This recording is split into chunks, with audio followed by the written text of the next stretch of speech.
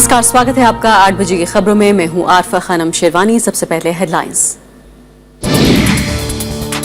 बिहार के नीतीश कुमार समर्थक विधायकों की राष्ट्रपति से मुलाकात। पटना हाई कोर्ट ने विधानसभा अध्यक्ष के फैसले पर लगाई रोक। लालू प्रसाद यादव की चेतावनी।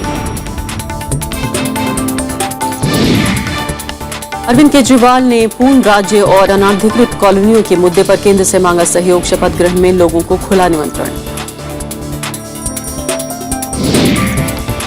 झारखंड विकास मोर्चे में फूट, 6 विधायक बीजेपी में। अध्यक्ष बाबूलाल मरांडी ने बताया अनैतिक। राष्ट्रपति प्रणब मुखर्जी का संविधान पालन पर जोर। राज्यपालों को शांति और सांप्रदायिक सद्भाव बनाए रखने की नसीहत। साथ ही यूक्रेन में गहराया संकट। पिछले 24 घंटे में 19 सैनिकों समेत 50 लोगों की मौत। बातचीत से हल निकालने की कोशिशें तेज।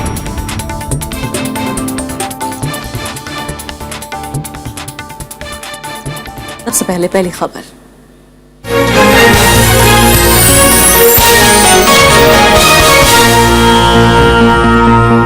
दिल्ली में जेडीयू नेता नीतीश कुमार ने आज अपने समर्थक सभी 130 विधायकों के साथ राष्ट्रपति प्रणब मुखर्जी से मुलाकात करके अपना पक्ष रखा। नीतीश कुमार ने कहा कि देरी होने से विधायकों की खरीद फरोख्त बढ़ जाएगी। उन्हें जल्द फैसले की बात भी उन्होंने कही है।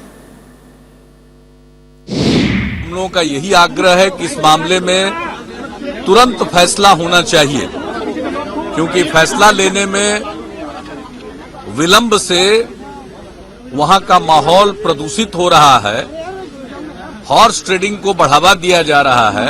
तो ऐसी परिस्थिति को बढ़ावा नहीं मिलना चाहिए और तत्काल निर्णय लेना चाहिए।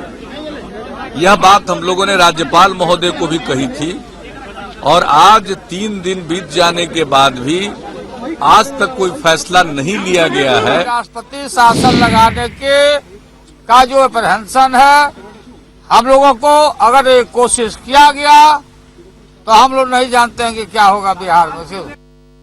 अपने समर्थक विधायकों के साथ राजधानी दिल्ली में डेरा डाले नीतीश कुमार इस स्थिति के लिए बीजेपी को जिम्मेदार ठहरा रहे हैं। उधर मुख्यमंत्री जीतन राम मांझी के कैंप का दावा यह है कि दिल्ली आए कई विधायक उनके साथ हैं। बिहार में राज्यपाल की ओर से फैसले में देरी से खफा जेडीयू नेता नीतीश कुमार कई विधायकों के साथ दिल्ली में डेरा जमाए हैं। उन्होंने बिहार की राजनीति में नए सियासी भूचाल के लिए बीजेपी को आड़े हाथों लिया। मेरी समझ से इसके पीछे बीजेपी है। बीजेपी ये काम करवा रही है, निर्णय लेने में विलंब और फिर क्या आगे समय देंगे, तो इस तरह से आखिरकार माहौल को खराब करने के लिए समय दिया जा रहा है। आज बीजेपी के लोग मांझी जी को बरगलाने में सफल हो गए और इस खेल के पीछे भारतीय जनता पार्टी के लोग हैं। बीजेपी ने नीतीश कुमार के दिल्ली आने पर निशाना साधा है। पार्टी का कहना है कि बहुमत को सदन के पटल पर ही साबित किया जाना चाहिए। जो बहुमत है वो सदन के पटल पर ही तय होता है। महामहिम राज्यपाल जी के पास ये मामला है। लोकतंत्र में मर्यादाओं को तोड़ने का अधिकार किसी पार्टी को नहीं है। उधर जीतन राम मांझी के समर्थक भी नीतीश कुमार के राष्ट्रपति से मिलने जाने पर सवाल उठा रहे हैं। मांझी समर्थकों का दावा है कि बहुमत का फैसला विधानसभा में होगा, दिल्ली में नहीं। बहुमत हमारे पक्ष में है तो हम रहेंगे, हमारे पक्ष में नहीं है तो हम नहीं रहेंगे। और जो विधायक वहाँ हैं उनमें से काफी से मैं स्वयं संपर्क में हूँ। वो भले वो वहाँ हों लेकिन हमसे भी वो संपर्क में है। तो अब तो ये सदन में ही स्पष्ट होगा कि कौन किसके तरफ रहता है। 243 सीटों वाली बिहार विधानसभा में 10 सीटें खाली हैं। बहुमत साबित करने के लिए 117 विधायकों की जरूरत है। नवविक्रम सिंह, राज्यसभा टीवी। और दोबारा मुख्यमंत्री बनने के लिए एड़ी चोटी का जोर लगा रहे नीतीश कुमार को पटना हाईकोर्ट से बड़ा झटका लगा है। कोर्ट ने नीतीश कुमार को जेडीयू विधायक दल का नेता चुनने के फैसले पर रोक लगा दी है। कोर्ट ने शरद यादव की तरफ से बुलाई गई बैठक को भी अवैध बताया। जेडीयू नेता नीतीश कुमार अपने समर्थक विधायकों के साथ दिल्ली पहुंचे ही थे कि पटना हाईकोर्ट ने उनकी मुसीबत बढ़ा दी। कोर्ट ने कहा कि विधायक दल की बैठक बुलाने का अधिकार केवल मुख्यमंत्री को होता है। ऐसे में बिना मुख्यमंत्री की अनुमति के विधायक दल की बैठक संवैधानिक तौर पर अवैध है। अध्यक्ष महोदय के उस फैसले पे आगे की किसी भी कार्रवाई पर रोक लगा दी गई है, जिसके द्वारा उन्होंने श्री नीतीश कुमार जी को सदन में जदयू विधायक दल के नेता के रूप में मान्यता प्रदान की थी। कोर्ट ने कहा कि नीतीश को विधायक दल के नेता की मान्यता स्पीकर नहीं दे सकते। हालांकि स्पीकर उदय नारायण चौधरी अपने फैसले को सही ठहरा रहे हैं। विधानसभा की कार्यवाही कार्य संचालन नियमावली से और संविधान के द्वारा चलती है और विधानसभा ने जो भी निर्णय लिया है वो पूर्ण रूप से सही है। जानकारों का मानना है कि मुख्यमंत्री को हटाने की प्रक्रिया संविधान में स्पष्ट है। अगर विधायक लोग उसको हटाना चाहते हैं तो विधानसभा में इसका अविश्वास प्रस्ताव लाएं और अविश्वास प्रस्ताव के द्वारा ध्वनिमत से या बहुमत से उसको जब हटाएंगे तभी वो मुख्यमंत्री पद से वो अलग हो सकता है, अन्यथा वो मुख्यमंत्री पद पर बना रहेगा। सोमवार को जेडीयू के अध्यक्ष शरद यादव की ओर से बुलाई गई विधायक दल की बैठक में नीतीश को नेता चुना गया था। नीतीश कुमार बिहार के राज्यपाल के सामने भी 130 विधायकों की परेड करवा चुके हैं। क्योंकि संविधान में विधायक दल का नेता चुनने का रास्ता तो बहुत आसान है, लेकिन उसको हटाने का रास्ता विधानसभा के माध्यम से ही निकलता है। ऐसे में फिलहाल बिहार के राजनीतिक संकट का तब तक कोई समाधान होता दिखाई नहीं दे रहा है जब तक कि विधानसभा का सत्र न बुलाया जाए। कैमरामैन मलय रंजन के साथ दिल्ली से रविंद्र सिंह शोराण, राज्यसभा टीवी। तो हमारे संवाददाता श्याम सुंदर हमारे साथ इस वक्त मौजूद हैं। साथ ही हमारे साथ खास मेहमान अभिरंजन कुमार भी फोन लाइन पर मौजूद हैं, जो खुद बिहार राज्य से आते हैं और देश की राजनीति के अलावा खासकर बिहार की राजनीति को बहुत नजदीक से देखते रहे हैं। दोनों से हम बातचीत करेंगे। श्याम सुंदर, सबसे पहले आपसे हम जमीनी रिपोर्ट ले लेते हैं। ये बताइए फिलहाल की पूरी जो बिहार की लीडरशिप है, यानी जिसको सत्ता पक्ष विपक्ष इस वक्त एक तरह से सभी मान लिया जाए, एक साथ जो है वो दिल्ली में यहाँ डेरा जमाए हुए हैं। फिलहाल यहाँ से राष्ट्रपति से मिलने के बाद अब क्या होगा आगे? देखिए आरफा, आगे जो होना है वो बिल्कुल स्पष्ट है कि नीतीश कुमार मुख्यमंत्री बन पाएंगे या जीतन राम मांझी मुख्यमंत्री बने रहेंगे। इन दोनों का ही फैसला विधानसभा के फ्लोर पर ही होगा। वहां पर बहुमत साबित करना पड़ेगा, चाहे वो जीतन राम मांझी करें या नीतीश कुमार करें। नीतीश कुमार दिल्ली जो विधायकों को लेकर आए हैं उनका बिल्कुल साफ साफ कहना है। उन्होंने राष्ट्रपति से मुलाकात के बाद कहा कि उनकी प्रेयर यही है कि गवर्नर तुरंत जीतन राम जी को कहें कि वो बहुमत साबित करें विधानसभा के अंदर, और अगर वो बहुमत साबित करने की स्थिति में नहीं है तो वो इस्तीफा दें और उनको, क्योंकि विधायक दल का नेता चुना गया है, उनको विश्वास मत प्राप्त करने का अवसर दिया जाए। तो ये उनका प्रेयर था आज राष्ट्रपति भवन में जब वो पहुंचे अपने विधायकों के साथ। लेकिन जो उनकी पूरी कोशिश है, दिल्ली आने का जो पूरा मकसद है, वो मकसद एक तरह से एक राजनीतिक संदेश देने की भी कोशिश है कि एक बहुमत की सरकार को, एक जिन लोगों के साथ बहुमत है उनको सरकार बनाने से रोका जा रहा है, और इस तरह से वो भारतीय जनता पार्टी पर साजिश का जो आरोप लगा रहे हैं। तो दिल्ली आकर राष्ट्रपति भवन में एमएलएज की परेड कराना, मीडिया के सामने एमएलएज की परेड कराना, उसका जो मकसद है वो ये है कि भारतीय जनता पार्टी पर एक दबाव बनाया जाए और उसको बचाव की मुद्रा में लाया जाए। और भारतीय जनता पार्टी की तरफ से भी सूत्रों के हवाले से इस तरह की खबर आ रही है कि कल को अगर जीतन राम मांझी को बहुमत साबित करने के लिए बुलाया जाता है तो वैसे में यह हो सकता है कि वो वॉकआउट करें, वो जीतन राम मांझी को सपोर्ट ना करें। वो बीजेपी इस तरह से नजर नहीं आना चाहती है कि वो एक चुनी हुई सरकार को गिराने की कोशिश उन्होंने की या तोड़फोड़ की किसी तरह की कोशिश में वो शामिल हैं। बिल्कुल श्याम सुंदर, शुक्रिया आपका। अभिरंजन जी, ये बताइए कि फिलहाल आपका तजुर्बा क्या बताता है? सीधे तौर पर जो है वो ये बता रहे हैं नीतीश कुमार की जो गवर्नर हैं, राज्यपाल हैं, वो राजनीतिक तरीके से काम कर रहे हैं, सियासी एक फ्लेवर के साथ काम कर रहे हैं। फिलहाल आपको लगता है राष्ट्रपति से नीतीश कुमार की मुलाकात क्या गवर्नर के ऊपर दबाव बनाने में कामयाब रहेगी? यहाँ तो फिलहाल आपने देखा कि पूरी की पूरी जो सियासी नेतृत्व है बिहार का, वो फिलहाल यहाँ नजर आया। पूरा वृहत जो है वो जनता पार्टी का पूरा परिवार यहाँ पर नजर आ रहा था। लालू प्रसाद यादव, मुलायम सिंह, शरद यादव, नीतीश कुमार, तमाम जो नेतागण हैं वो नजर आ रहे थे फिलहाल राष्ट्रपति भवन में, जहाँ मुलाकात करके उन्होंने ये कहा है कि जो है लोगों की खरीद फरोख्त करने की कोशिश की जाएगी। विधायकों की पूरे 130 लोगों को जो है विधायकों को यहाँ लेकर आए नीतीश कुमार। अभिरंजन जी से एक बार फिर बातचीत करने की कोशिश करते हैं। अभिरंजन जी, ये बताइए कि क्या जिस तरह से सियासी कदम बताने की कोशिश की है नीतीश कुमार ने कि गवर्नर जो है वो बहुत ही राजनीतिक तरीके से काम कर रहे हैं और देरी जो है वो काफी हद तक नुकसानदेह हो सकती है एक तरह की लोकतांत्रिक प्रक्रिया के लिए, फिलहाल राष्ट्रपति से इनका मिलना क्या दबाव बना सकेगा गवर्नर पर? अरफा देखिए, गवर्नर पे आरोप लगाना सबसे आसान काम होता है, लेकिन नीतीश कुमार के पास अगर बहुमत होगा तो निश्चित रूप से देर सवेर उनकी सरकार बनेगी और वो दोबारा चीफ मिनिस्टर बनेंगे। लेकिन वो एक संवैधानिक प्रक्रिया को भूल रहे हैं। वो इस बात को भूल रहे हैं कि अगर एक व्यक्ति इस वक्त मुख्यमंत्री है तो उसको गवर्नर सिर्फ इस आधार पर बर्खास्त नहीं कर सकते हैं कि उन्हीं की पार्टी का एक दूसरा व्यक्ति ये दावा कर रहा है कि बहुमत मेरे पास है। आपको मालूम होगा कि एसआर बोम्मई वाले मामले में सुप्रीम कोर्ट का बहुत स्पष्ट निर्देश है कि किसी भी मुख्यमंत्री के बहुमत में या अल्पमत में होने का फैसला जो है सिर्फ विधानसभा के पटल पर ही हो सकता है। इसका फैसला जो है जो राज्यपाल होते हैं उनके लॉन में और उनके निवास पर जो है सिरों की गिनती करके नहीं हो सकती। ये बहुत साफ है। अगर इस तरह से होने लगेगा तो आप सोचिए कि राज्यपाल खुद से तय कर दिया करेंगे कि अमुक के पास बहुमत है और अमुक के पास बहुमत नहीं है। ठीक बात है अभिरंजन जी आपका, लेकिन फिलहाल अगला सवाल मेरा ये है कि इसमें जो बीजेपी का रोल है एक पार्टी के तौर पर, वो आप किस तरह से देखते हैं इस पूरे मामले को? जितना कॉम्प्लेक्स, जितना जटिल नजर आ रहा है अब ये मामला, फिलहाल बीजेपी का क्या रोल है इसमें? नहीं, बीजेपी का निश्चित रूप से देखिए, बीजेपी एक विरोधी पार्टी है, तो निश्चित रूप से अगर जेडीयू के अंदर कोई खींचतान, घमासान और सिर्फ फुटअव्वल जैसी स्थिति चल रही है तो विरोधी पार्टी होने के नाते बीजेपी निश्चित रूप से उसका फायदा उठाना चाहेगी। आखिर भारतीय जनता पार्टी के खिलाफ जनता दल यूनाइटेड ने, नीतीश कुमार जी की पार्टी ने उसी लालू यादव से गठजोड़ किया कि नहीं किया, जिसको जंगल राज कहते रहे और जिस जंगल राज के खिलाफ चुनाव लड़कर उन्होंने जनता का विश्वास हासिल करके सरकार बनाई। तो ये राजनीति है, इसमें आप विरोधी दलों की काट करने के लिए वो सारे काम करते हैं जिससे आप मजबूत हो सके और विरोधी दल कमजोर हो सके। तो मेरा ख्याल है कि बीजेपी भले खुले तौर पर कुछ नहीं कह रही है, लेकिन भीतर भीतर निश्चित रूप से इसका फायदा वो उठाने की कोशिश कर रही होगी।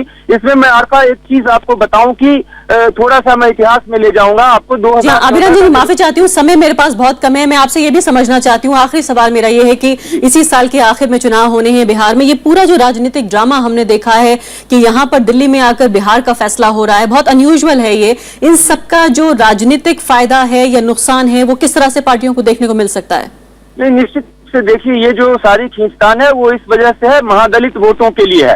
बिहार में 2014 के लोकसभा चुनाव को अगर आप देखें तो बीजेपी गठबंधन जो है, जो एनडीए है, उसको 36.5% वोट मिले, जबकि मैं उसको कह सकता हूं कि वो मोदी लहर था और वो पीक था एनडीए के लिए और बीजेपी गठबंधन के लिए।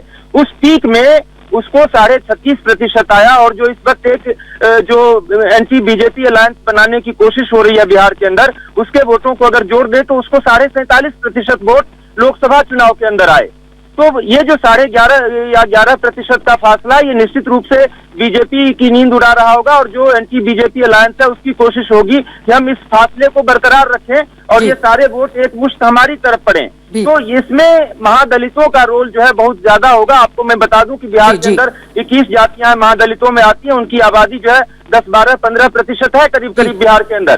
तो बीजेपी की कोशिश ये है कि इस तरह से डैमेज करके जेडीयू को, जो महादलित वोटर है उनको अपनी पार्टी की तरफ अगर लाया जा सके तो विधानसभा के चुनाव में शायद जो है वो अपना जो 36, 36.5% उसको बढ़ा सकेगा, अपना जो समर्थन का जो बेस है। बिल्कुल अभिरंजन जी बहुत बहुत शुक्रिया। आपका समय बिल्कुल समाप्त हो चुका है। तो आप ही कह रहे हैं कि किस तरह से जीतन राम मांझी को एक समर्थन दिखाने के तौर पर कहीं ना कहीं महादलित जो वोट है उसको अपनी तरफ करना चाह रही है बीजेपी, लेकिन कितना फायदा नुकसान हो रहा है, होता है या हो सकता है ये 2015 के आखिर तक जब चुनाव होंगे तब पता चल जाएगा। बहुत बहुत शुक्रिया आपका हमारे साथ बने रहने के लिए। तो ये थी हमारी पहली खबर।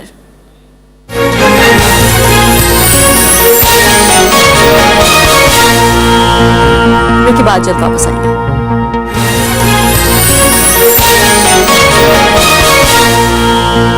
सभा टेलीविजन की खास श्रृंखला महामहिम राज्यपाल में आपका स्वागत है।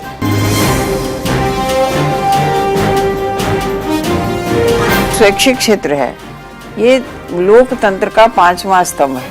लोकतंत्र को बनाने में, लोकतंत्र को संवर्धित करने में, लोकतंत्र को सुधारते रहने में ये बहुत बड़ा काम। महामहिम राज्यपाल में इस बार गोवा की राज्यपाल मृदुला सिन्हा से मुलाकात, सिर्फ राज्यसभा टेलीविजन पर।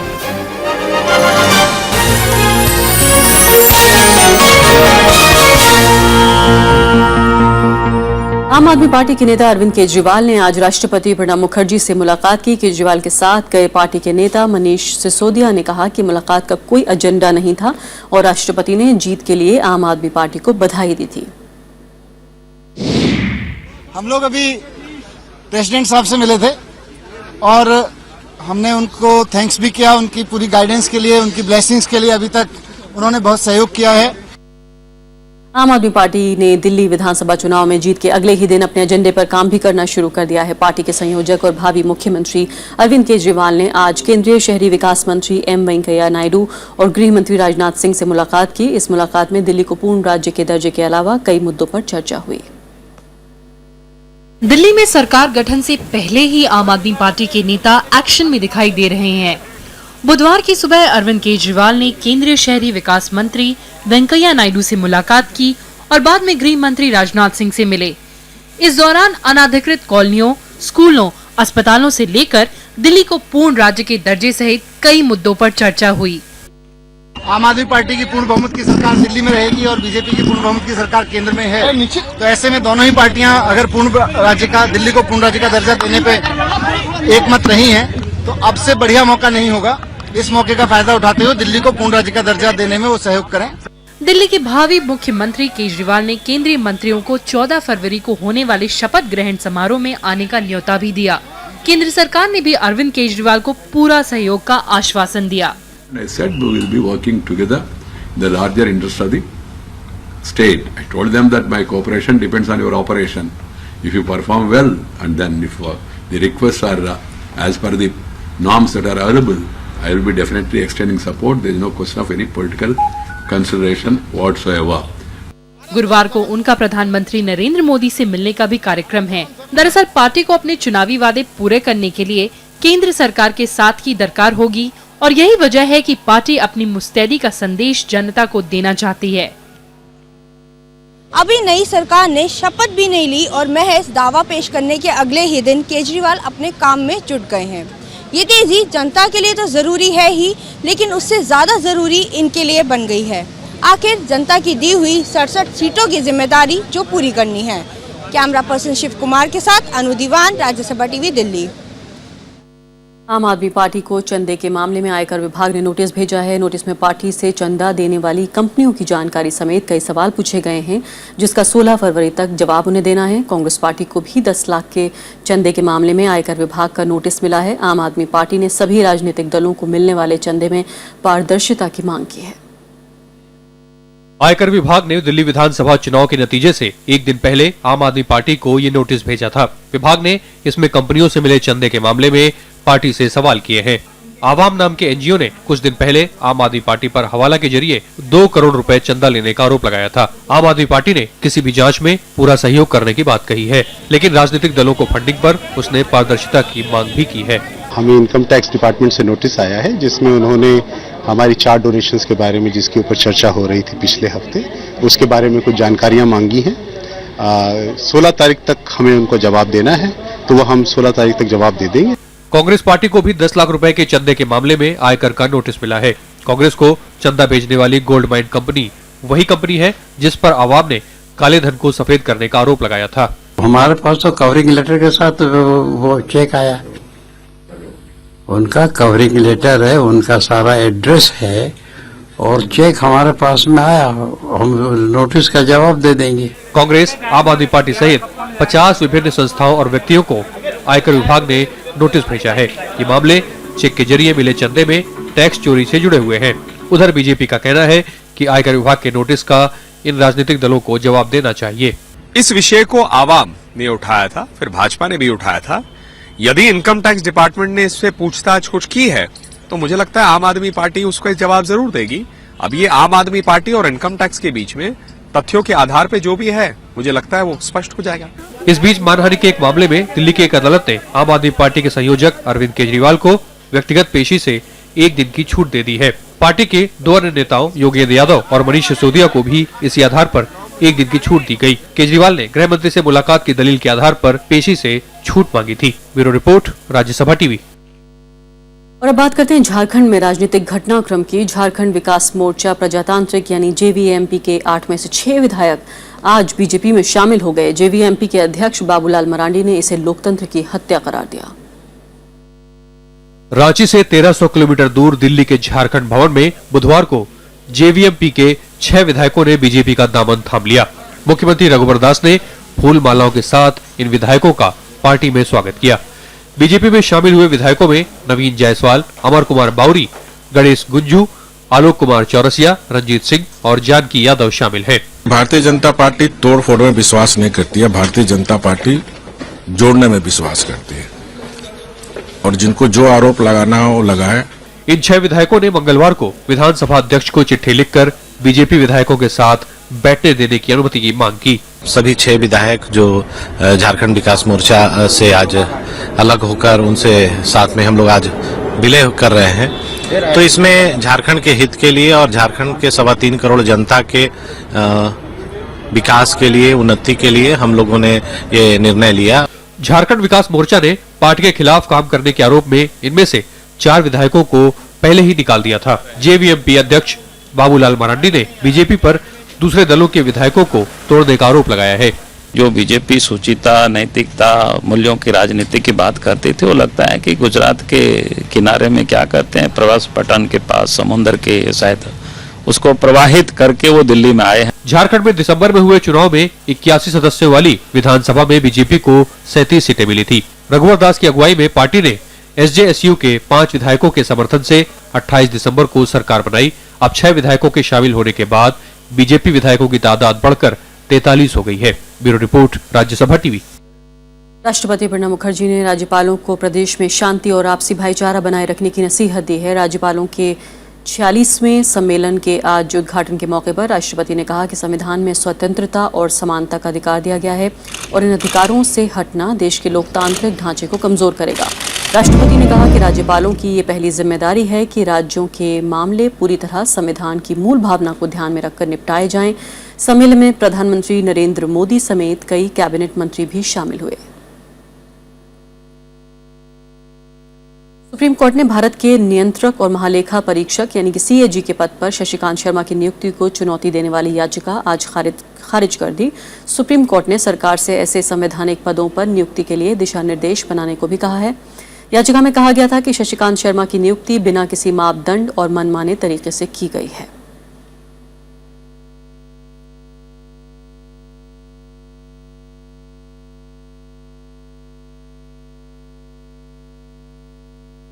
इशरत जहां फर्जी मुठभेड़ मामले में निलंबित आईपीएस पीपी पांडे को फिर से बहाल कर दिया गया है। जमानत मिलने के 4 दिन के बाद गुजरात सरकार ने उनका निलंबन रद्द कर दिया। उन्हें गांधीनगर में अतिरिक्त पुलिस महानिदेशक कानून और व्यवस्था के खाली पड़े पद पर तैनात किया गया है। 2004 के इशरत जहां फर्जी मुठभेड़ मामले में सीबीआई की एक विशेष अदालत ने 5 फरवरी को पीपी पांडे समेत 4 लोगों को जमानत दे दी थी। स्वाइन फ्लू से 1 फरवरी से 10 फरवरी तक 216 मरीजों की मौत हुई है। वहीं जनवरी से 407 मरीजों की मौत हो चुकी है। पूरे देश में H1N1 वायरस से 5157 लोग पीड़ित पाए गए। महाराष्ट्र, मध्य प्रदेश, गुजरात, राजस्थान और तेलंगाना में सबसे ज्यादा मौतें हुई हैं। दिल्ली, कर्नाटक और तमिलनाडु में भी इस बीमारी से मरीजों की जान गई है। दिल्ली में आज केंद्रीय स्वास्थ्य मंत्रालय में स्वाइन फ्लू के रोकथाम पर चर्चा हुई। इनमें बड़े सरकारी अस्पतालों के साथ ही Indian Council of Medical Research और National Centre for Disease Control के अधिकारी भी मौजूद थे। यूक्रेन संकट पर बात करते हैं, जहां चारों देशों के बीच बातचीत हुई है। बातचीत शुरू होने से पहले वहां भारी हिंसा हुई है। पिछले 24 घंटे में पूर्वी यूक्रेन में हमलों में कम से कम 50 लोग मारे गए हैं। क्रेमातोर्स्क में रॉकेट हमले में 19 सैनिकों की मौत हो गई और 78 घायल हुए हैं लोग। वहीं पूर्वी यूक्रेन में सेना मुख्यालय में हुए हमले में 11 लोगों की मौत हुई है। विद्रोहियों का दावा यह है कि दोनेत्स्क में उनके 8 लड़ाके भी मारे गए हैं। इस बीच बेलारूस की राजधानी मिन्स्क में यूक्रेन, रूस और अलगाववादी संगठन के प्रतिनिधि सहित फ्रांस और जर्मनी इस संकट का हल निकालने की कोशिश में है।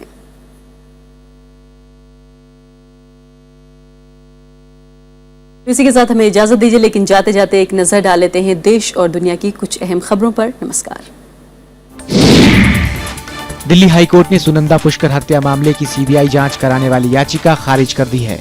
उधर इस मामले में दिल्ली पुलिस गुरुवार को कांग्रेस नेता शशि थरूर से भी पूछताछ कर सकती है। रेल मंत्री सुरेश प्रभु ने रेल भवन से रिमोट कंट्रोल के जरिए आज 5 नई ट्रेनों को हरी झंडी दिखाई। ये ट्रेन नागपुर, मुंबई, विशाखापट्टनम, चंडीगढ़ और तिरुवनंतपुरम से रवाना हुई। पाकिस्तान की आतंकवाद विरोधी अदालत ने लगातार तीसरी बार 2008 के मुंबई हमले की सुनवाई स्थगित कर दी। इस मामले में जकीउर रहमान लखवी समेत 7 आरोपी हैं। कोर्ट ने अगली सुनवाई के लिए 18 फरवरी की तारीख तय की है। अमेरिका ने सीरिया में बंधक बनाई गई अपनी नागरिक कायला मुलर की हत्या की पुष्टि कर दी है। राष्ट्रपति बराक ओबामा ने घटना पर दुख जताते हुए आतंकवादियों को ढूंढ निकालने का संकल्प लिया। अमेरिकी प्रशासन ने चेतावनी दी है कि ISIS को इसका अंजाम भुगतना होगा। शेयर बाजार में आज लगातार दूसरे दिन उछाल देखने को मिला। सेंसेक्स 178 अंक की उछाल के साथ 28,534 पर बंद हुआ। निफ्टी भी करीब 62 अंक की उछाल के साथ 8,627 अंक पर बंद हुआ। राष्ट्रीय खेलों के 11वें दिन सेना की टीम 63 स्वर्ण पदकों के साथ शीर्ष पर काबिज है। सेना के खाते में अब तक कुल 103 पदक आए हैं। हरियाणा 29 स्वर्ण पदकों के साथ दूसरे, जबकि महाराष्ट्र 27 स्वर्ण पदकों के साथ तीसरे स्थान पर है।